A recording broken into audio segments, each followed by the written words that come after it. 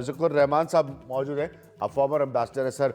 बड़ा सीधा सा सवाल ये बनता है पाकिस्तान पे कि फिर ये बातचीत का अगर सुषमा स्वराज गई हैं, सरताज अजीज से बात कर रही है, नवाज शरीफ से बात कर रही है, हम सोचें क्या कि क्या निकलेगा? देखिए, एकदम ये सोचना कि फ़ौरन इस मसले का हल निकल आएगा, ये तो गलत है। हाँ, ये सोच तो हम फिर ये 40 साल से रहे, 40 कोई साल मसले से का हल चल नहीं रही है, निकला ना ये आज सोच तक। 40 साल से चल रही है। जी। लेकिन एक ब्रेक थ्रू ज़रूर हुआ है, ख़ासतौर पर इस हुकूमत में, नरेंद्र मोदी साहब की हुकूमत में। लेकिन मैं पिछले इसीलिए अरसे कहता हूं, से जब इसको कहा जाता है सर कि ये ब्रेक थ्रू हुआ है, हकीकत ये है कि नवाज शरीफ तो प्राइम मिनिस्टर नरेंद्र मोदी की स्वेरिंग इन में आए थे, तो ब्रेक थ्रू तो तभी हो गया था। नहीं, वो तो लेकिन उसके बाद से जो स्थितियां बदली हैं, 26 मई 2014 को नरेंद्र मोदी की स्वेरिंग इन होती है। 2014 साल के आंकड़े बताते हैं कि 583 बार जो है वो सीज फायर का, युद्ध विराम का उल्लंघन होता है, वायलेशन होता है। फिर ये आप बार बार ये किस तरह की बातचीत के फॉर्मूले मैं निकाल रहे आपको हैं? बताता हूँ। देखिए, जी। वो तो सार्क के लीडर्स थे, उसमें सब आए थे, तो उसमें ये नहीं था कि साहब आप एक लीडर को नहीं बुलाएंगे, बाकी लीडरों को बुलाएंगे, वो वाली बात नहीं थी। ये तो बायलैटरल रिलेशनशिप जो है, दोनों मुल्कों के बीच की जो बातचीत है, ये एक ब्रेक थ्रू है। और इसमें खासतौर पर मेरा अपना ज़ाती ख्याल ये है जी। कि ये जो अभी लेटेस्ट आतंकवादी जो हमले हुए हैं फ्रांस में, उसकी वजह से सब लोग जो हैं वो अलर्ट हो गए हैं कि भाई इन सब चीज़ों को हमें टैकल करना है। ये खाली हमें एक तरफ नहीं रहने देना कि साहब आपस के झगड़े जो हैं जी, बैठ के सुषमा कहीं ना स्वराज कहीं कोई बातचीत हमें करनी पड़ेगी। जी, सुषमा स्वराज क्या कह रही है ये भी हम आपको सुनाएंगे। तो आप कह रहे हैं कि फिर भी कोई ना कोई रास्ता आपको लगता है, क्योंकि आपने अलग अलग फॉर्मूले निकाले बातचीत करने के, एनएसएस के बीच की बातचीत का फॉर्मूला निकाला, डीजीएमओस के बीच की बातचीत का फॉर्मूला निकाला। कुछ ऐसी बातें हैं जो आप पर्दे के पीछे करने की कोशिश कर रहे हैं, भारत सरकार पर्दे के पीछे करने की कोशिश कर रही है, फिर भी कोई भी माहौल में तब्दीली, माहौल में परिवर्तन नहीं नजर आता। देखिए, ज़रूर आएगा, इसमें कोई बात नहीं। आप एकदम नहीं सोचें कि साहब कोई ना कोई आ सकता है। देखिए, दो चीज़ें बहुत अहम है। हाँ। आप दो चीज़ों को कभी नहीं बदल सकते हैं। एक ज्योग्राफिकल अपने नेबर्स को, और दूसरे अपने सगे संबंधियों को, रिश्तेदारों को। आपको उनसे डील करना ही है। जब आपको डील करना ही है, और ख़ास तौर पर वहाँ से आतंकवाद या वहाँ से जो भी प्रॉब्लम्स हैं, उनको किसी न किसी तरह बातचीत के लिए रिजॉल्व करके कहीं बैठ के बातचीत। देखिए, हमारा तो शुरू से ये रहा है, ये यकीनन है कि हमने उन लोगों को टाइम दिया और ये कहा कि पहले आप आतंकवाद को बंद कीजिए, तब हम बात करेंगे। लेकिन इसका मतलब ये नहीं है। देखिए, फिर इंडिया लोग कहते हैं कि क्या भारत झुक गया? नहीं नहीं, क्या झुकने की भारत बात झुक नहीं है। गया? ये बिल्कुल झुकने की बात नहीं है। देखिए, wisdom, what wisdom demands, wisdom जो है, हिकमत जो है, जो समझ है, वो क्या कहती है?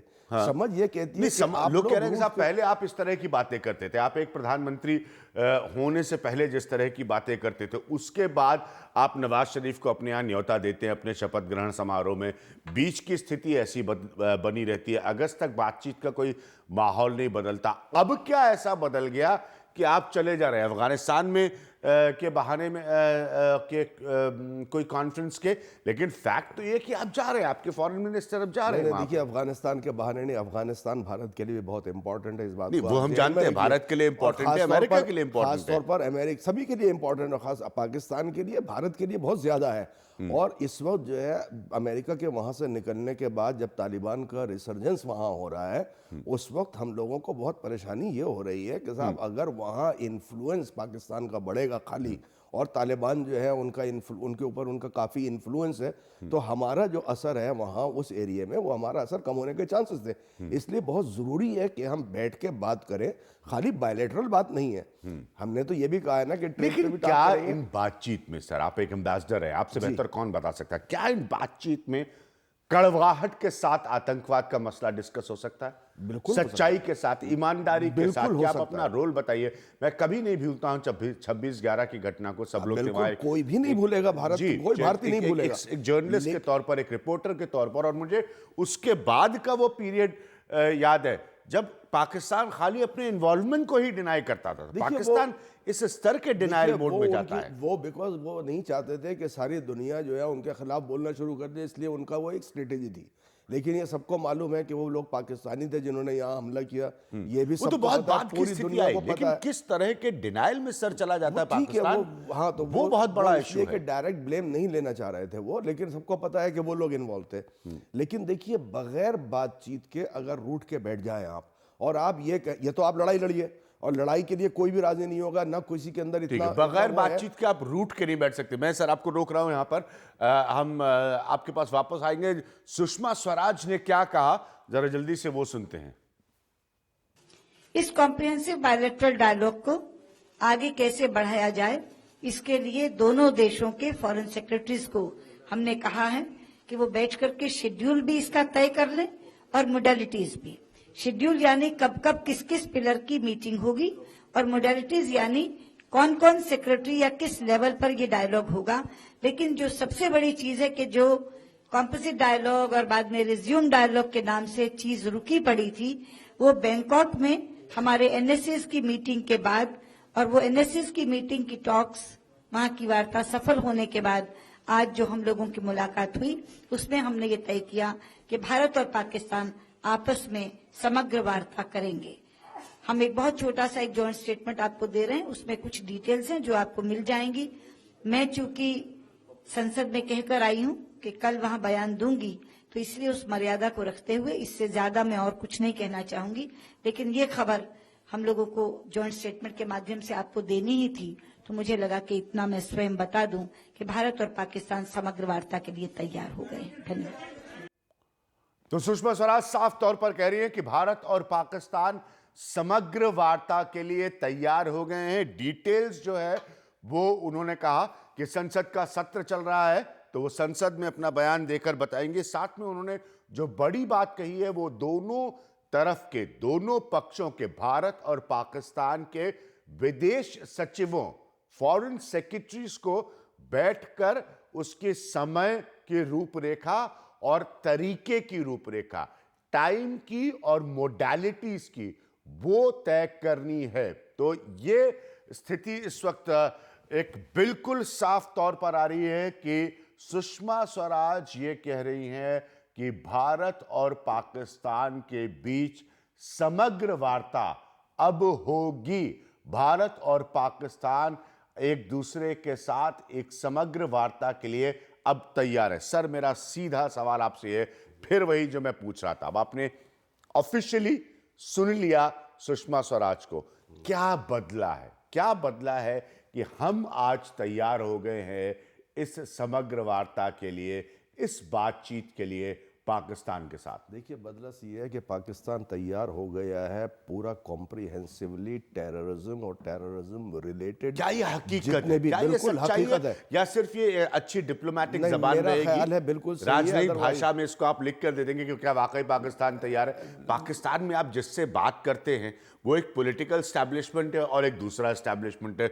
दूसरा एस्टैब्लिशमेंट ज्यादा ताकतवर नजर आता है, तो खाली ये कह देना कि हम टेररिज्म पे बात करेंगे, मेरा इसमें ख्याल क्या है होगा? मेरा ख्याल है दूसरे इस्टेब्लिशमेंट को भी उन्होंने पूरा कॉन्फिडेंस में लिया है, तभी ये बात आगे बढ़ी है। वरना दूसरे इस्टेब्लिशमेंट को अगर वो कॉन्फिडेंस में नहीं लेते तो ये कदम भी नहीं बढ़ा सकते थे। चाहे ऑन द फ्रंट जो सामने है, चेहरा जो है वो सामने खाली पॉलिटिशियन का रहा हो, लेकिन उनकी आर्मी या उनके जो और ऑर्गेनाइजेशंस हैं वो सब इसमें सहमत हैं, और उन सब की आपस में एग्रीमेंट से ही ये सब बातें सामने आई हैं कि आप टेररिज्म रिलेटेड इश्यूज और जो भी हमारे अपने सामने जो हमने रखे थे शुरू में, तो आप कह रहे हैं कि इस चीज़ के ऊपर पाकिस्तान बात में करना है। जो आईएसआई की भूमिका है, सेना की भूमिका है, वो इस तरह की बातचीत करने देगी? देखिए, सुषमा स्वराज ने संक्षिप्त में कहा लेकिन साफ बात कही कि फॉरेन सेक्रेटरी समय तय करेंगे, मॉडलिटीज तय करेंगे। आतंक के बैकग्राउंड को रखते हुए ही आपको बात करनी पड़ेगी। बिल्कुल, तो सिविलियंस ही करेंगे ना, सिविलियन से सिविलियन ही बात करेंगे। इसलिए फॉरेन सेक्रेटरी लेवल कौन कौन बैठेगा, कौन कौन उसमें होगा